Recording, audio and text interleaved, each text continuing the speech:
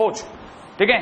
तो हमारे को पता था कि ये वाली जगह जो है वो है पाई, ये है 2 पाई, ये है 3 पाई, ये है 0, पीछे माइनस पाई माइनस 2 पाई, यही है ना भाई। अच्छा, अगर बाय द वे ये साइन एक्स का ग्राफ है तो इसका पीरियड है 2 पाई, यहां से यहां की दूरी याद आया आपको।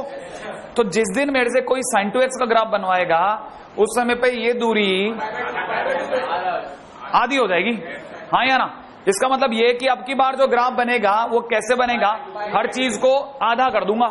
आधा करने के लिए जो चीज पाई पे हो रही थी वो कहां हो जानी चाहिए, पाई बाय 2 पर, और जो चीज 2 पाई पे होनी थी वो कहां हो जाएगी, पाई पर। अरे आधी। इसका मतलब ये कि जो नया ग्राफ बनेगा उसकी हाइट तो सेम होगी परंतु वो सिर्फ श्रिंक हो चुका होगा। बात समझ में आई आपको? यूनिक बात है, यूनिक बात। हर जगह से वो दब गया लेकिन उसकी हाइट में 1 पैसे की भी कमी नहीं आई। इसका मतलब यह है कि जो चीज पाई पे हो रही थी वो हो गई पाई बाय 2 पर, जो चीज 2 पाई पे हो रहा था ना, ये पूरा लूप यहां आकर के 2 पाई पे दोबारा मिलता था, वो लूप दोबारा आकर के कहां मिल गया, पाई पर। आधा हो गया हर चीज। क्या आपको बात पकड़ में आई या नहीं आई? तो इसका मतलब यह कि क्या उसकी हाइट में कोई फर्क पड़ा? नहीं। इसका मतलब यह कि उसकी रेंज कहां से कहां तक, -1 to 1। इससे बहुत ही इंपॉर्टेंट एस्पेक्ट पता चलता है। आपको यह पता है कि साइन एक्स की वैल्यू कहां से कहां है, और आपको यह भी पता है कि साइन 2x की वैल्यू कहां से कहां है, -1 से 1 में। इसका मतलब यह कि अंदर अगर कोई चेंज हो जाए तो बाहर कोई चेंज नहीं होता, बस सिर्फ ग्राफ जो है वो कंप्रेस्ड हो जाता है, आधे तक कंप्रेस हो जाता है। सब चीजें आधे पे मिलने जाती है। पाई की चीज पाई बाय 2 पे, 2 पाई की चीज पाई पे, 3 पाई की चीज 3 पाई बाय 2 पे, हर चीज आधे पे मिलती है। तो it is a compressed graph, लिख लें, it is half compressed graph. चलिए आगे चलेंगे फटाफट।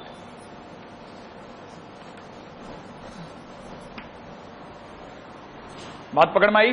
हाफ कंप्रेस्ड ग्राफ, हर वैल्यू अपने आधे पर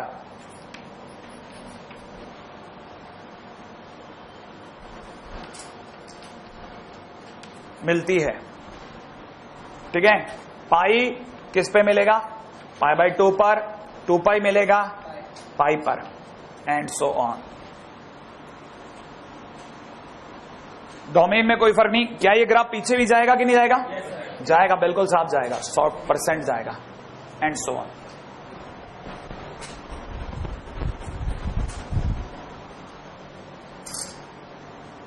हाँ हाँ, रहेगी -1 से 1। अंदर चेंज हो तो कोई फर्क नहीं पड़ता। हाँ, थोड़ा दब जाएगा। नहीं, फिर अपन क्या करते हैं, अपन भी सियाणे हैं। अपन क्या करते हैं ऐसे केस में, जैसे मान लो y में मेरे को sin 3x का ग्राफ बनाना होता तो मैं कौन सा कंप्रेस करके दिखाता?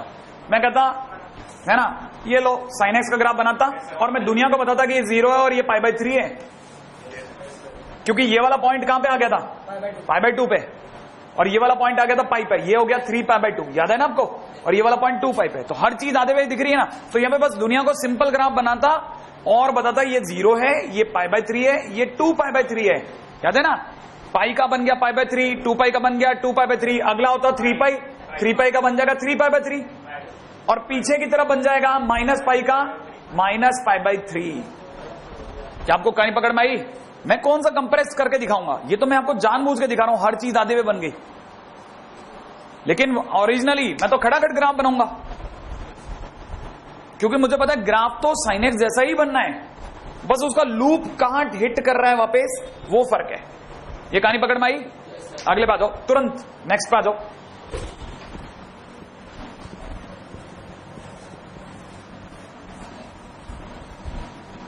चलें, sin 3x। अगला है, हाँ भाई, y इज इक्वल टू में sin x बाई 2। क्या आप जानते हैं इसका पीरियड, sin x का पीरियड बोलें, sin x का पीरियड बोलो कितना, 2 पाई। Very good. तो sin x बाई 2 का पीरियड के लिए मैंने अभी फार्मूला बताया था, बिल्कुल 2 पाई डिवाइड बाय 1/2। अभी बता था ना, जिससे मल्टीप्लाई हो जाए x की उसका डिवाइड लग जाएगा, तो आंसर विल बी 4 पाई। माने कि वो जो, हाँ अब की बार ग्राफ जो होगा वो कंप्रेस होगा या स्ट्रेच होगा? हाँ, तो पहली बात देखा जाए तो ग्राफ विल बी स्ट्रेच्ड। मैं लिख दूं ये बात, ग्राफ विल बी स्ट्रेच्ड। सुनना, आगे भी सुनना, स्ट्रेच कितना डबल है ना भाई? तो मैं लिख दो स्ट्रेच ट्वाइस, कह दो बिल्कुल, अपनी पुरानी अवस्था से दुगने पे पहुंच गया। इसका मतलब ग्राफ तो किसके जैसा बनेगा? साइन एक्स जैसा, लेकिन हम लोग जानबूझ के दिखाएंगे थोड़ा सा फैला हुआ। क्या आपको कहानी पकड़ में आई? मतलब मेरे को साइन एक्स दिखाना है, बिल्कुल साइन एक्स ही दिखा रहा हूं, राइट है, लेकिन मैं दुनिया को बता रहा हूं ये जगह 0 है, जो पाई होती थी वो कहां हो गई? 2 पाई। जो पाई होती थी दुगने पे 2 पाई, और जो 2 पाई होती थी वो 4 पाई, और जो 3 पाई होती थी वो 6 पाई, और पीछे की तरफ -2 पाई। क्या हाइट में कोई फर्क पड़ा? नहीं। बात समझ में आई? हाइट में कोई फर्क नहीं। तो मैं कह सकता हूं कि sin x/2 is also lying in between -1 to 1। ठीक है, important point here. Graph will be stretched twice.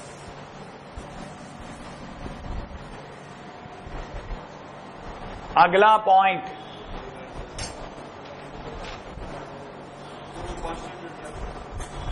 हाँ वो भी करते हैं, अभी धीरे धीरे समझ में आएगा।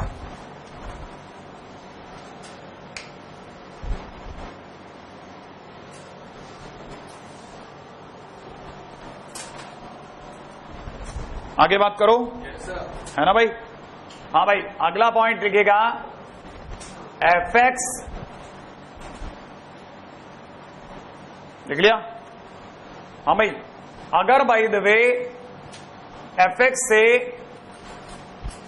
fx टर्न इनटू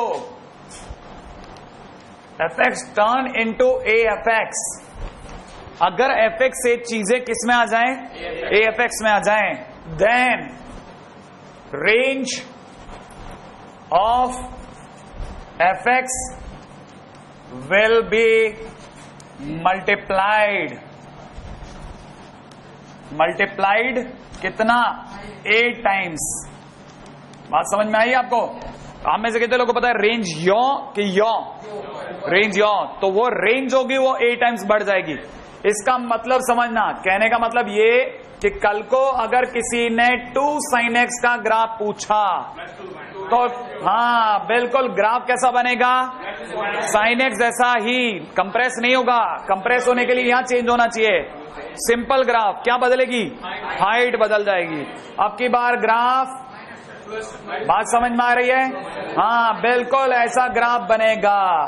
क्या आपको ये बात समझ में आई? ऊपर टॉप वैल्यू और नीचे बॉटम वैल्यू -2 to 2। बात समझ में आई? कौन बताएगा ये वाली जगह? ये पाई, ये हाँ, इधर कोई फर्क? हाँ बिल्कुल, ये -पाई एंड सो ऑन। ठीक है, graph range will be multiplied to 8 times. ठीक है, 2 टाइम्स। तो मैं कह सकता हूं 2 sin x will live in between -2 to +2। हो गया? Turns into afx। अगर ग्राफ जो है वो afx में बदल जाए,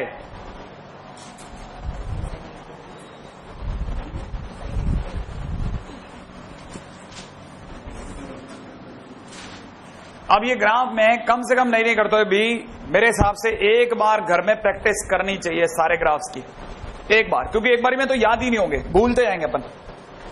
ठीक है, sin x is quite easier, तो याद हो जाता है, बाकी चीजें बहुत मुश्किल है याद होना।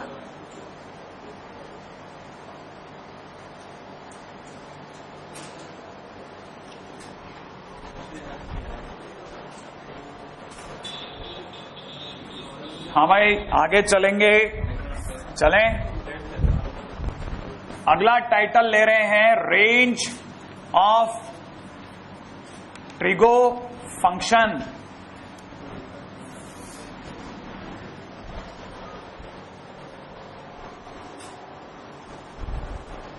हो गया। अगले टाइटल पे आ जाओ। फर्स्ट टाइप 1 राइट है, finding range using boundedness of trigo function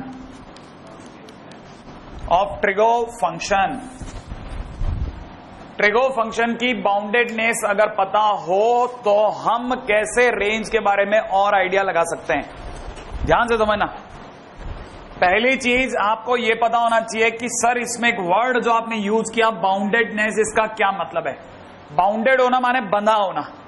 इसका मतलब यह कि रेंज अगर बाउंड है तो रेंज बंधी हुई है कहीं से कहीं तक। जैसे फॉर एन एग्जाम्पल, जैसे साइन एक्स की रेंज बाउंड है कहां से कहां में, -1 से 1 में। उसी प्रकार से आपको अगर याद हो तो cos x की रेंज कहां से कहां में, -1 से 1 में। तो अगर मैं आपसे पूछूं tan x की रेंज कहां से कहां में, -∞ तो याद है ना, नीचे से ऊपर तक। तो ये जो है ये कहलाता है अनबाउंडेड। बाकी ये दोनों कहलाते हैं बाउंडेड। क्या आपको बात पकड़ में आ गई? ये दोनों बाउंडेड। अगर कभी भी रेंज इन्फिनिटी या -∞ दिखा गई इसका मतलब अनबाउंडेड है, राइट है।